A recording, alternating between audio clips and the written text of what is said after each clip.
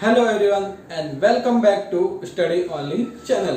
तो आज का जो हमारा टॉपिक है वो है भारत की जलवायु। भारत की जलवायु कैसे हैं, उसमें क्या क्या स्पेशलिटी है, कब और कौन सा क्या मौसम होता है, उसके रिलेटेड जो है आज का वीडियो होने वाला है। तो बने रहेगा वीडियो में शुरू से अंत तक। वीडियो को स्किप मत करना, जब भी आपको टाइम मिले वीडियो को आप सुनना और समझना, और जो है आपकी एग्जाम में जब उसके रिलेटेड कोई भी क्वेश्चन आएगा तो आप जो उसको टिक करके आगे बढ़ सकते हो। तो चलिए अब बिना टाइम वेस्ट न करते हुए सीधा चलता हूं मेरे डेस्कटॉप की ओर और आप सभी को बताता हूं भारत की जलवायु के बारे में। तो चलिए चलते हैं मेरे डेस्कटॉप की ओर। तो फ्रेंड्स, अब मैं आ गया हूं अपने डेस्कटॉप पर। तो अब हम बात करने वाले हैं भारत की जलवायु के बारे में। भारत की जलवायु, पहले तो समझते कि जलवायु मतलब होता क्या। किसी क्षेत्र में लंबे समय तक जो मौसम की स्थिति होती है उसे उस स्थान की जलवायु कहते हैं।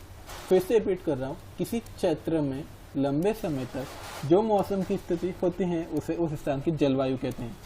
भारत की जलवायु उष्णकटिबंधीय मानसूनी जलवायु है। तो भारत की जो जलवायु है वो उष्णकटिबंधीय मानसूनी जलवायु है। बात करते हैं मौसम की। तो किसी स्थान पर थोड़े समय की, जैसे एक दिन या एक सप्ताह की वायुमंडलीय अवस्थाओं को वहाँ का मौसम कहते हैं। भारत में मौसम संबंधी सेवा सन 1875 ईस्वी में आरंभ की गई थी। तब इसका मुख्यालय शिमला में था। प्रथम विश्व युद्ध के बाद इसका मुख्यालय पुणे में लाया गया। अब भारत के मौसम संबंधी मानचित्र वहीं से प्रकाशित होते हैं। तो ये क्वेश्चन आ सकता है कि जो भारत का जो मौसम का जो मुख्यालय है वो कहाँ पर है। तो आप इजीली बता सकते हो, प्रथम विश्व युद्ध के बाद जो इसका मुख्यालय जो है पुणे में लाया गया। तो पुणे जो है इसका मुख्यालय है। भारतीय जलवायु को मानसून के अलाथे प्रभावित करने वाले दो प्रमुख कारक हैं। पहला है उत्तर में हिमालय पर्वत। इसकी उपस्थिति के कारण मध्य एशिया से आने वाली शीतल हवाएं भारत में नहीं आ पाती हैं। फिर दक्षिण में हिंद महासागर, जिसकी उपस्थिति एवं भूमध्य रेखा की समीपता के कारण उष्णकटिबंधीय जलवायु अपने आदर्श स्वरूप में ही पाई जाती है।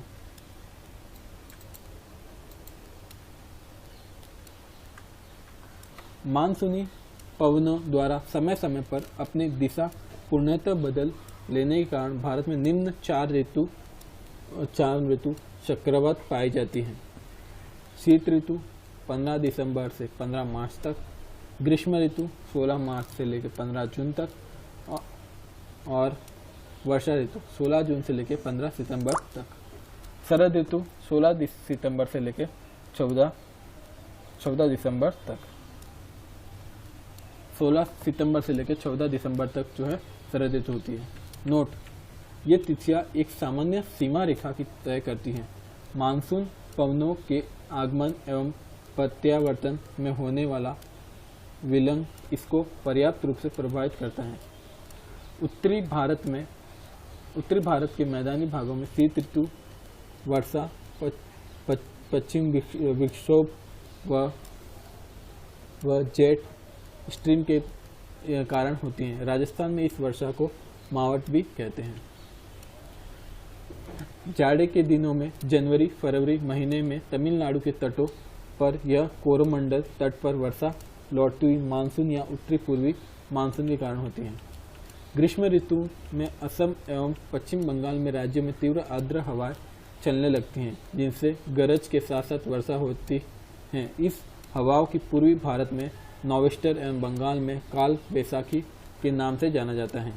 कर्नाटक में इसे चेरी ब्लॉसम एवं कॉफ़ी वर्षा कहा जाता है, जो कॉफ़ी की कृषि के लिए लाभदायक होता है। आम की फसल के लिए लाभदायक होने के कारण इसे दक्षिणी भारत केरल में आम्र वर्षा मैंगो सॉवर भी कहते हैं। उत्तर पश्चिम भारत के सूक्ष्म भागों में ग्रीष्म ऋतु से चलने वाली गर्म एवं सूक्ष्म हवा को लू कहा जाता है। वर्षा ऋतु में उत्तर पश्चिमी तथा पाकिस्तान में उष्ण दाब का क्षेत्र बन जाता है, जिसे मानसून गर्त कहते हैं। इसी समय में उत्तरी अंत उष्ण अभिरात NITC उत्तर की ओर खिसकने लगती हैं, जिसके कारण विषुवत रेखाएं, पछुआ पवन एवं दक्षिणी गोलार्ध की दक्षिणी पूर्वी वाणिज्यिक पवन विषुवत रेखा को पार कर फरेले के नियम का अनुसरण करते हुए भारत में प्रवाहित होने वाली लगती हैं, जिसे दक्षिण पश्चिमी मानसून के नाम से जाना जाता है।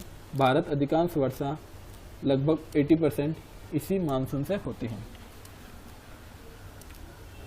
फिर भारत की प्रायद्वीपीय आकृति के कारण दक्षिण पश्चिम के मानसून की शाखाओं में विभाजित हो जाते हैं, अरब सागर की शाखा तथा बंगाल की खाड़ी की शाखा।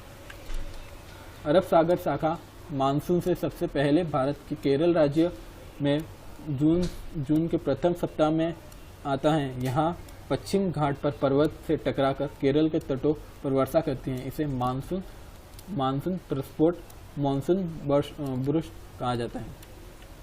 गारो, खासी एवं जैंतिया पहाड़ों पर बंगाल की खाड़ी से आने वाली हवाएं दक्षिण पश्चिम मानसून की शाखा अधिक वर्षा लाती हैं, जिसके कारण यहाँ स्थित मसिनराम मेघालय विश्व में सर्वाधिक वर्षा प्राप्त करने वाला स्थान है। तो ये क्वेश्चन इम्पोर्टेंट है कि भारत में सबसे अधिक वर्षा कहाँ रहती है, तो वो मसिनराम मेघालय में। मानसून की अरब सागर शाखा तुलनात्मक रूप से अधिक शक्तिशाली होती हैं। दक्षिण पश्चिम मानसून द्वारा लाए हुए आर्द्रता का 65% भाग अब अरब सागर एवं 35% भाग बंगाल की खाड़ी में आता है।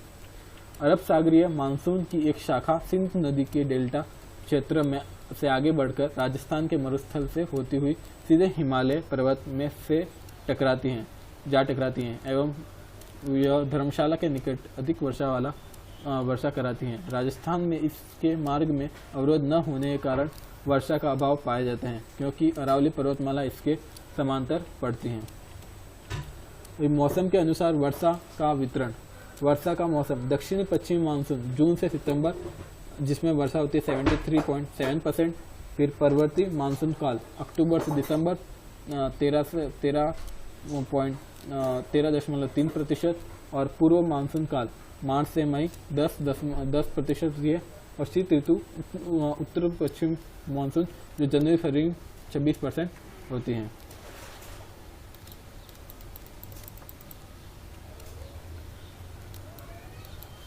तमिलनाडु पश्चिमी घाट के पर्वत वृष्टि में छाया में पड़ता है, अतः यह दक्षिण पश्चिम मानसून द्वारा काफ़ी कम वर्षा होती है।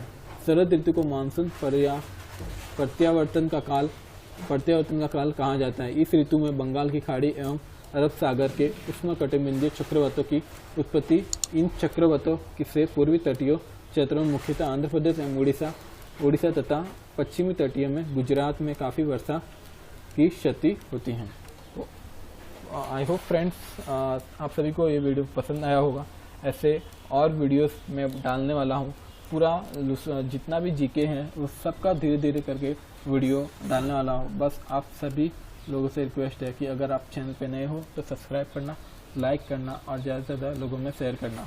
और आपको कुछ क्वेरी हो, डाउट हो तो हमें कमेंट कर सकते हो। हमें फेसबुक या इंस्टाग्राम पर भी फॉलो कर सकते हो, वहाँ पर मैसेज कर सकते हो। हम बहुत ही कम टाइम में आपका मैसेज का रिप्लाई देंगे और आपका अगर कुछ डाउट हो तो उसका सॉल्यूशन देंगे। Thank you so much once again for watching this video.